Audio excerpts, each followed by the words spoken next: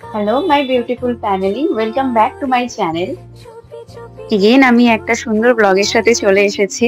তো আজকে আমি গেছিলাম হচ্ছে শ্যামবাজারে। আমি অনেকদিন ধরে ট্রাই করছিলাম এরকম কোনো অ্যাস্থেটিক ক্যাফেতে যাওয়ার। তো আমি গেছিলাম শ্যামবাজারে the museum art and gallery cafe.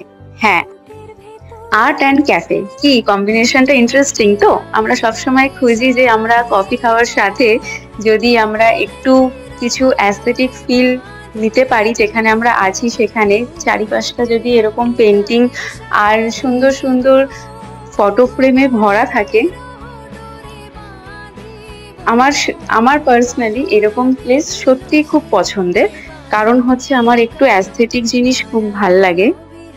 আর চারিদিকটা হিস্টোরিক্যাল জিনিসে ভরা, চারিদিকটা একটা কর্নারও এই ক্যাফের মধ্যে আমি এরকম পাইনি যে জায়গাটা ফাঁকা ছিল।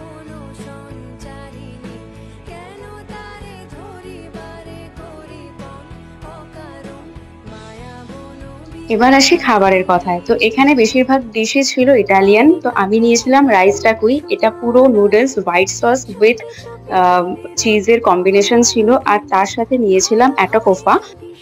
এটা ছিল আইসক্রিম, তার সাথে ড্রাই ফ্রুটস অ্যান্ড কফির শট দিয়ে এটা খেতে হবে। তো মানে পান করতে হবে। তো এটা জাস্ট অসম ছিল, খুবই সুন্দর ছিল খেতে। আমি ফার্স্ট টাইম এরকম ধরনের কিছু ট্রাই করলাম।